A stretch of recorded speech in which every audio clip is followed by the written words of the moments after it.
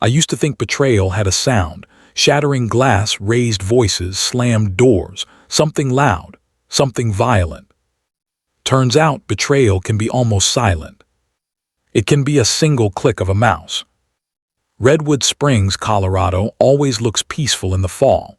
Evenings come early and the sky turns this soft grayish blue like the world is exhaling.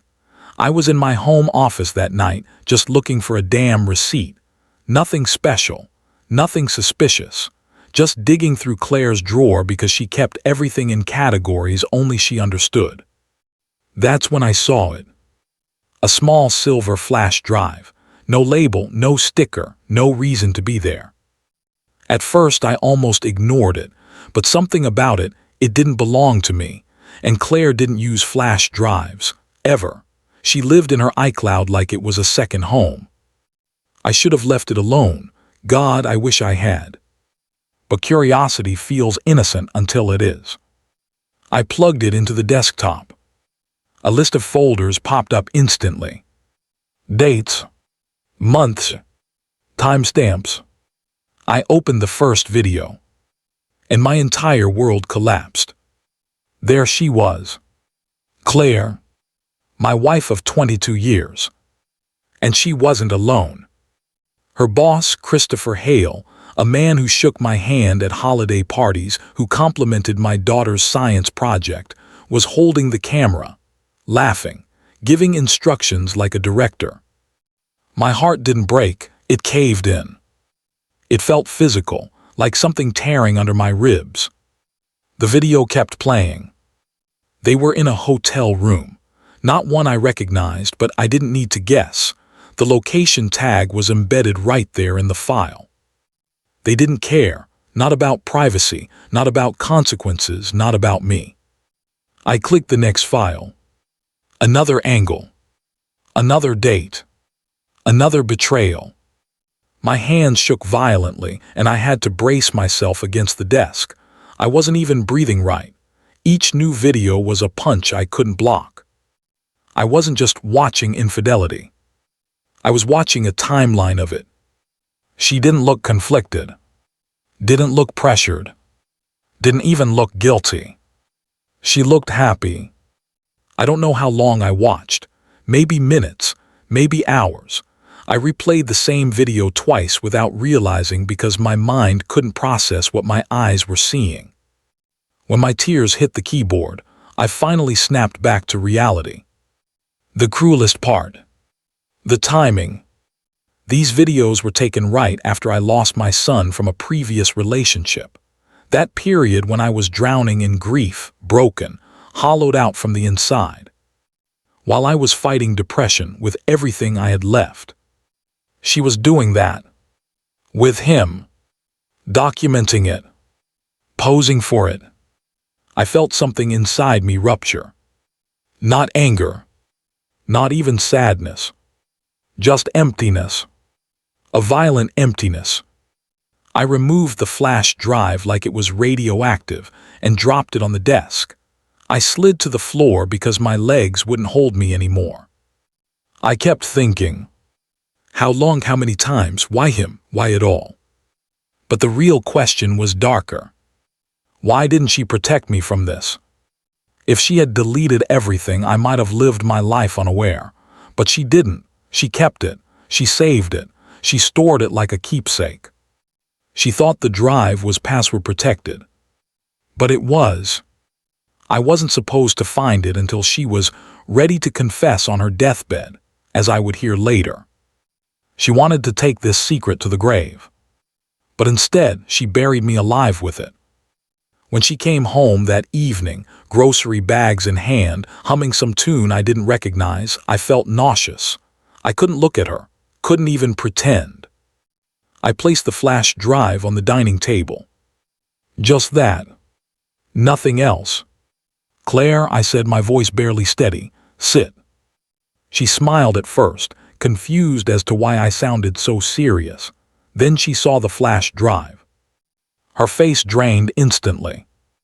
Mark, no, please tell me you didn't open that, she whispered. I did. My voice was calm, too calm. The way a person sounds right before the ground gives out beneath them. She collapsed into the chair. It was over, she stammered. Mark, it was years ago. I ended it. I swear to God. You let him record you, I said quietly. You saved the videos, Claire. You put them on a flash drive you thought was locked. I was stupid. I was hurting. You were hurting. I was grieving my son, I snapped. You were filming an affair. Her sobs echoed through the room. I didn't move. You don't understand, she cried. I never wanted to leave you. I just needed someone to take care of me. You were gone, emotionally gone. And your solution, I said, was to get filmed in a hotel room with your boss. She shook her head violently. It was supposed to be a deathbed confession, Mark. Those words. Those ridiculous, cruel words. A deathbed confession, I repeated. Well, you killed something in me today. She reached for my hand. I pulled back. That night her tears soaked the kitchen table. Mine had already soaked the floor upstairs. Before we dive into the next chapter of this cinematic revenge journey, make sure you like the video, subscribe, and comment where you're watching from. Your engagement helps this story reach more people who love deep, emotional, beautifully crafted revenge narratives. There's a strange numbness that settles in after your world breaks. It's not peace, not acceptance, just quiet. A heavy, unnatural quiet, like the seconds after a car crash, when your brain hasn't yet processed the damage. That's what the days after discovering the flash drive felt like. Claire tiptoed around the house like she was afraid the floor might collapse under her. She cooked my favorite meals. She placed her hand on my back every time she walked past.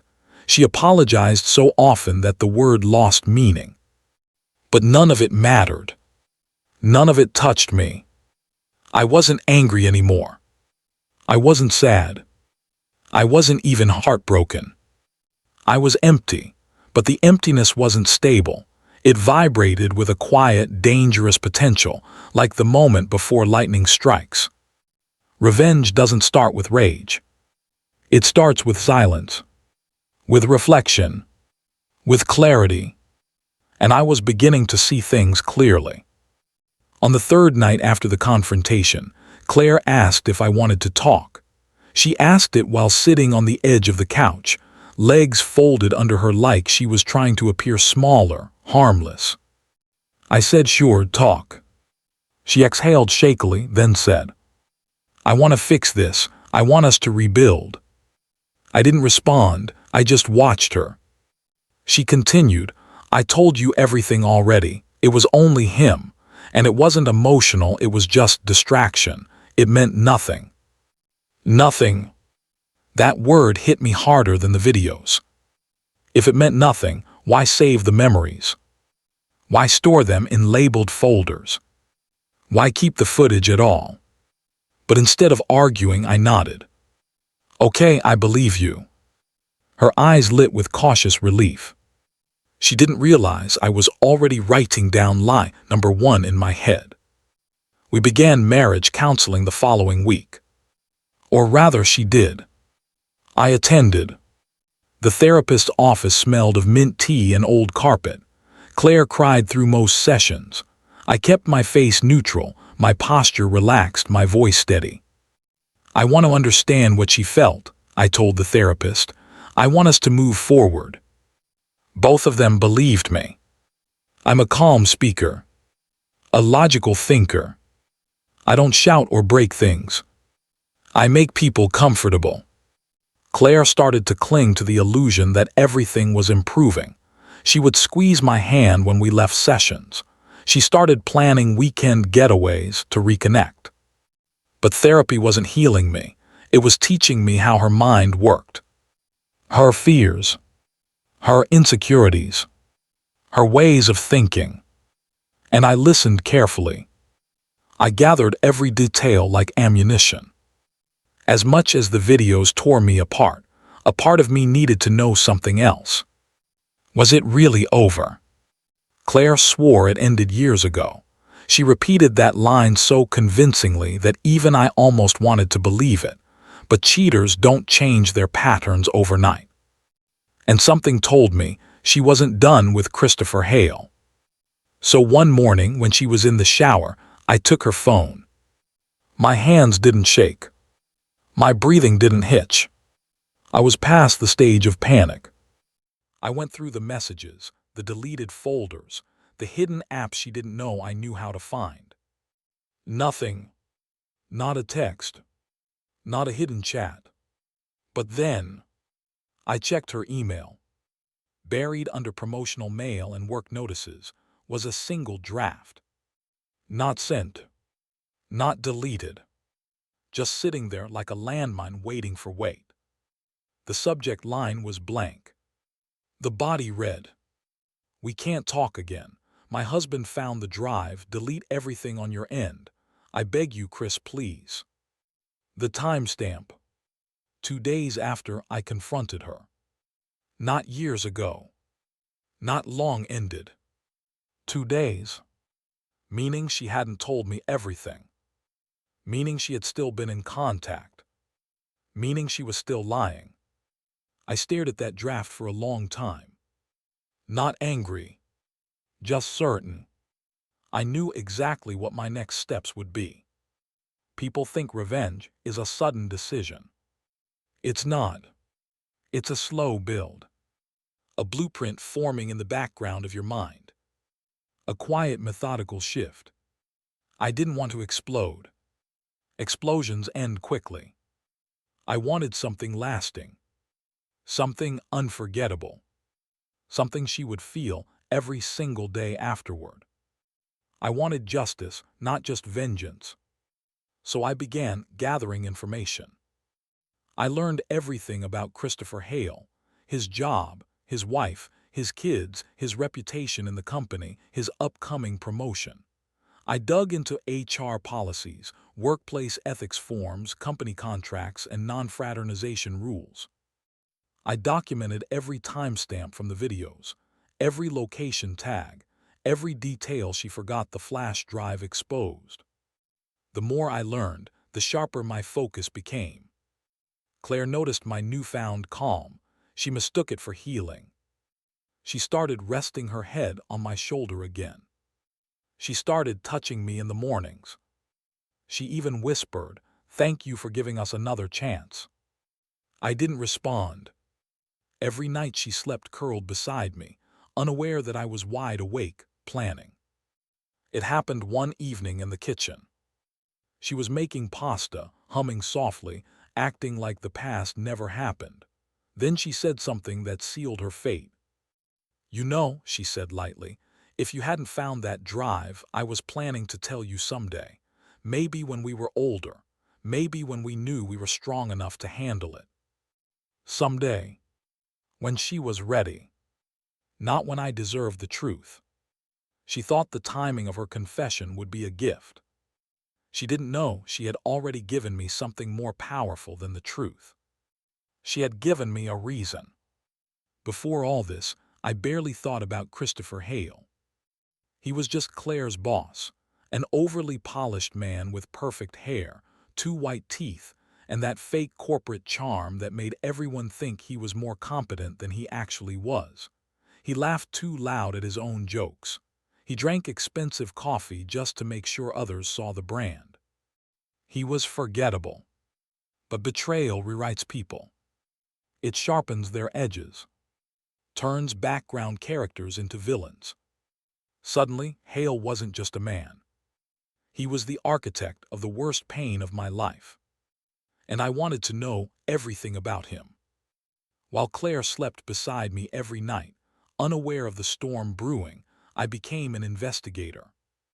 I studied Hale the way a hunter observes prey. I found out he'd been with the company for 13 years, recently promoted to solutions director, married to a woman named Emily, 2 kids, both under 10. He volunteered at a local shelter on weekends, probably for image points. His social media was spotless. His public record clean. His professional reputation glowing. He was the kind of guy people admired, and the kind of guy who never believed consequences applied to him. But what interested me most weren't the public details. It was the hidden patterns. The hotel locations on the videos. 3 were near the airport. 2 were downtown. 1 was nearly an hour away, which suggested risk.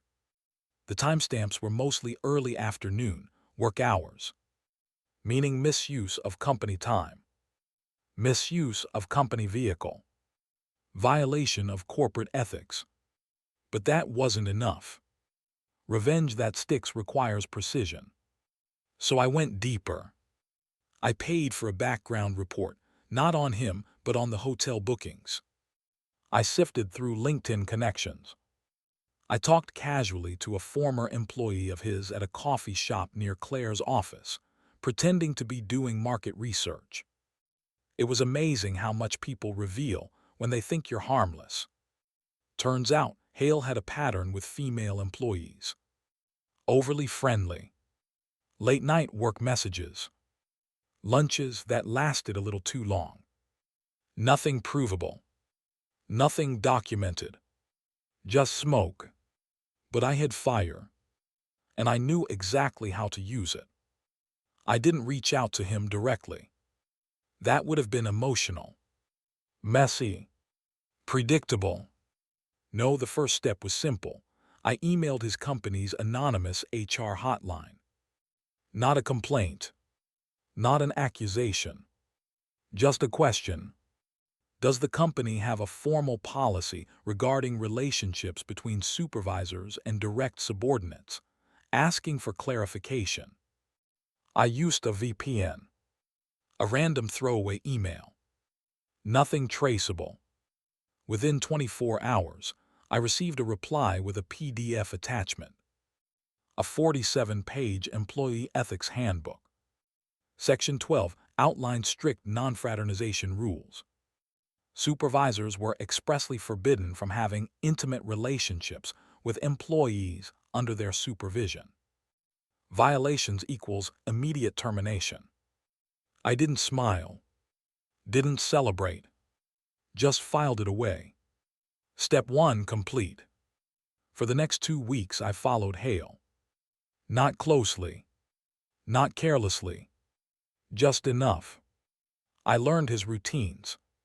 He dropped his kids at school at 7:40. Got to work at 8:10. Left at exactly 5:00 unless there was a team dinner. Stopped at the same bar on Fridays, where he pretended to unwind but mostly bragged about his job to anyone who would listen. He was predictable. Predictability is a weakness. One Friday, I sat 3 tables away from him at that bar. He didn't recognize me. Why would he? He never bothered to know the man whose marriage he helped destroy. I listened as he told a coworker he was finally in the clear after that crazy emotional employee phase. His words, not mine. He smirked when he said it. Some women get too attached, he added with a laugh. You give them a little attention and suddenly they think it's a romance. He was talking about Claire. About my wife. Like she was disposable. I felt a surge of heat in my chest, but it wasn't anger. It was confirmation. He felt untouchable. Good. Overconfidence makes revenge easier. Back at home, Claire was trying desperately to patch our marriage. She planned date nights. Left little notes in my lunchbox. Bought me a watch to symbolize a new beginning. She even suggested renewing our vows someday. Each attempt was a reminder of how little she understood. She thought this was about forgiveness. About healing. About us. It was. This was about accountability. About balance. About justice. One evening when she placed her hand on my chest and whispered, "I'm glad you're giving us another chance," something inside me crystallized. She wasn't scared anymore.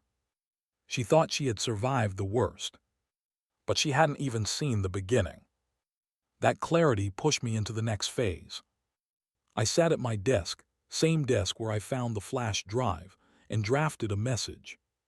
Not to Hale, not to Claude, but to someone far more important.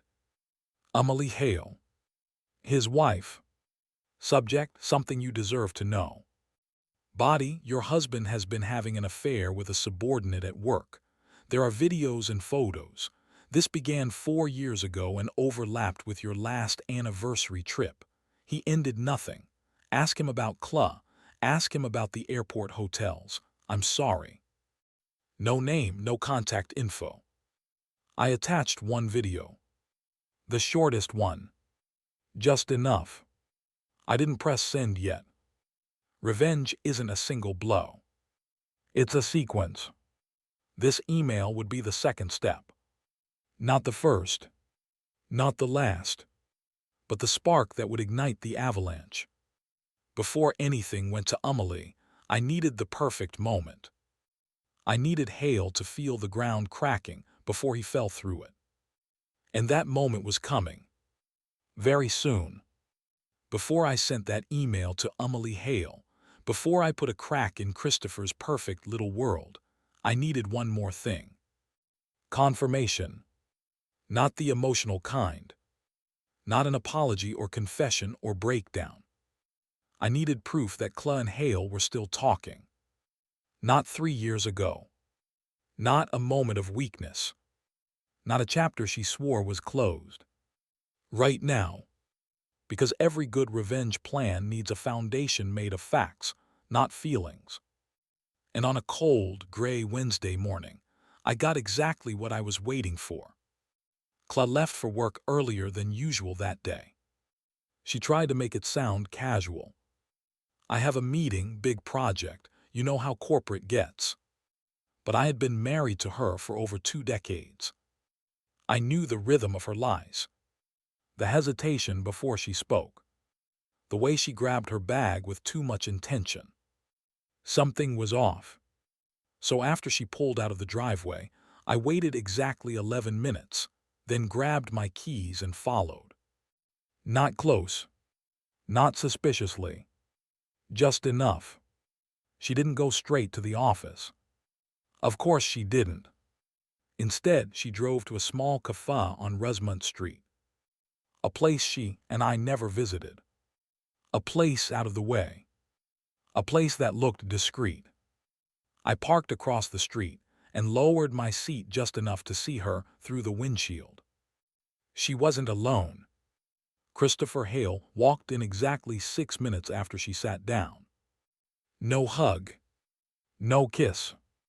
No touching. But betrayal doesn't require physical contact. Sometimes betrayal is in the timing. In the secrecy. In the meeting that doesn't mean anything. They sat leaning slightly toward each other. Not close enough to be lovers. But not distant enough to be innocent. Claude kept wringing her hands under the table. Hale kept glancing around, paranoid, like a man who knew the walls had ears. Good. He should be paranoid. Because I was done being blind. I couldn't hear them, but I didn't need to. I'd spent years watching people. Reading expressions. Interpreting shifts in posture. Understanding when words didn't match truth. Claude's shoulders were tight, fear. Hale's jaw kept clenching, anger. She looked like someone begging. He looked like someone cornered. And suddenly, everything made sense. The draft email I found. We can't talk again. My husband found the drive. She wasn't warning him out of guilt. She was warning him out of fear. Fear of losing him. Fear of losing me. Fear of losing everything. I wasn't sure yet. But watching them now, it hit me. She wasn't protecting our marriage. She was protecting the affair. Or at least the story of the affair. And Hale, he wasn't concerned about her feelings. He was worried about his job, his reputation, his career. He wasn't afraid of hurting Claude. He was afraid of exposure. Perfect. Fear makes people sloppy. I didn't stay long. I didn't want to risk them noticing me. I drove home, sat in my office, and just waited. 3 hours passed before my phone buzzed. Clay. I didn't answer. She tried again. Declined. A minute later, a long text came in. Mark, something happened at work. Can we please talk tonight? It's important. Important. They always say that when their secrets start leaking. I didn't reply. Then a second text came. Please don't shut me out. I'm trying. Trying what? To fix our marriage. Or to manage the fallout of the man she'd betrayed me with. The silence I gave her wasn't revenge. Not yet. It was observation. And she panicked fast. She rushed into the house around 5:45 p.m., breathless, hair slightly messy, eyes red. Mark, she whispered, closing the door behind her, please look at me. I did. Calmly. Steadily. Like I had all the time in the world. She swallowed hard. I saw Christopher today. I didn't say anything. He asked to talk, she continued quickly. It wasn't my idea. He wanted to clarify things. Clarify. A word people use when they want to clean up a lie before it stains them. He said the videos, he said they were old, that you wouldn't use them, that you'd forgive me. Forgive. She said it like it was a natural conclusion. Like the destruction she caused could be undone with enough tears and counseling sessions. I remained silent. Her voice cracked. Are you mad that I met him? Because I swear to you, Mark, it wasn't emotional. I just needed to make sure he didn't do anything.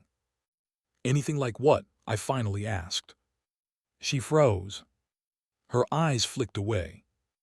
And that was the moment the truth slipped out, not in words but in her silence. She wasn't afraid of Hale ruining our marriage. She was afraid of him ruining her reputation. Her image. Her job. Her life as she knew it. She was protecting herself. Not me. Not us. Just Clay. And in that moment, the last piece of hesitation inside me dissolved. I realized something important. She didn't love me. She loved what I provided. The stability. The loyalty. The safety. The image of the perfect long-term marriage. She wasn't fighting for us. She was fighting for her life to stay comfortable. And Hale, he was fighting to stay employed. I finally saw them clearly. Two selfish people trying to bury a secret that benefited them both. And me. I was the one holding the shovel. As she stood there crying, trembling, begging me to trust her again, my phone buzzed quietly in my pocket. I pulled it out. An unknown number had texted me. I opened the message. Is this Mark? We need to talk about Clay and my husband. E.H. Emily Hale. She had received the anonymous email. And she was ready for the truth. Clay watched my expression shift and whispered, Who is that? I looked at her with a calm she didn't understand yet. Someone who deserves answers. Her face went pale. Her lips parted in horror. And just like that, the real war began. The text from Emily Hale changed everything. I didn't respond immediately. I didn't need to. Timing is everything in a chess game, and I was about to make my first move. Clay stood there, still trembling, clutching her sweater. Mark, what are you going to do? She whispered. I let her feel the weight of my silence. I let her imagine the worst, because the worst wasn't violence. It was exposure. The exposure she deserved. I drafted a careful message back to Emily, one that provided context without revealing my identity. Your husband has been having an affair with his subordinate for years. I'm sending you one video as proof. Decide what you want to do next. No names, just the facts. I attached one of the shorter, unambiguous clips, enough to shake her foundation. Then I waited. By evening, Emily replied, short, direct, shocked but composed. "Thank you, I need time to process. I won't confront him yet, but I will handle this." That was all I needed. Claire's panic grew in real time. She realized this wasn't just a message. This was the beginning of a cascade she couldn't control. I watched her carefully. Every sigh, every small movement, every plea. She didn't see it coming, not fully. And that's how revenge works. It's subtle at first, quiet, psychological. You let the person flail inside their own mind. They fight to regain control, but control is gone. Over the next week, Claire's behavior began to unravel. She checked her phone compulsively. She double-checked her emails, deleted nothing, afraid of leaving a trace. Her interactions with Hale became strained. He noticed the tension and started keeping his distance. I didn't have to do anything else. The pieces were moving. My silence did the work I couldn't say. One evening, as she sat on the couch, head in her hands, I spoke quietly. "Do you realize what happens when lies meet truth?" Her head snapped up. I don't. "You've been living in a bubble," I said. "Protected from consequences because you thought I wouldn't find out, and he thought he could hide behind you. But reality doesn't negotiate." Her hands shook, tears spilled over her knuckles. "This is your chance," I continued softly. "To be honest, to fix things if you can, but you have to step into the light." She looked at me, desperate, broken, and for the first time truly human. For the first time, she realized I wasn't just the hurt husband she thought she could manage. I was a man who had finally reclaimed his power. And the avalanche had begun. The next morning, Claire tried to negotiate. "Mark, please, we can make this work. We can go back to counseling, just don't involve him, don't." I held up a hand, calm, controlled. "No, Claire, you've had years to manage the truth your way. Now it's mine." I didn't need to explain. She understood. By noon, Emily had contacted her husband. She didn't send threats. She didn't go public. She confronted him quietly, using the evidence I'd provided. The truth hit harder than any argument could. Within days, Hale's professional life began to adjust. Internal HR inquiries, quiet meetings, discussions about ethics violations. He didn't get fired immediately, but his reputation, polished for years, started to crack. I watched from a distance. No gloating, no violence, just quiet satisfaction. Claire tried to reach out to me again. She begged, she cried, she promised. I listened, I nodded, I stayed calm. But inside I was already planning the next phase, not for revenge but for freedom. I filed for separation a week later. No public spectacle, no screaming matches, just legal documents, a clean, methodical reclaiming of my life. And the effect was total. Claire faced the truth of her actions daily. Hale faced the consequences of his decisions. And I walked through the house we had shared for over 2 decades one last time. Every corner, every photograph, every memory, it no longer held me hostage. I wasn't seeking vengeance that broke the law. I wasn't trying to ruin lives through violence. I was reclaiming what she tried to steal: my peace, my clarity, my dignity. A month later, I met with a friend over coffee. We laughed, talked about mundane things. I noticed the air around me felt lighter.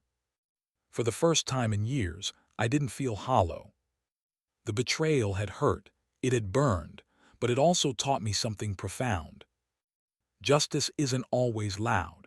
It isn't always destructive. Sometimes it's simply reclaiming your life while letting the consequences fall naturally where they will. I didn't need to destroy them. I just needed to exist, whole, honest, and unbroken. And that was the ultimate revenge.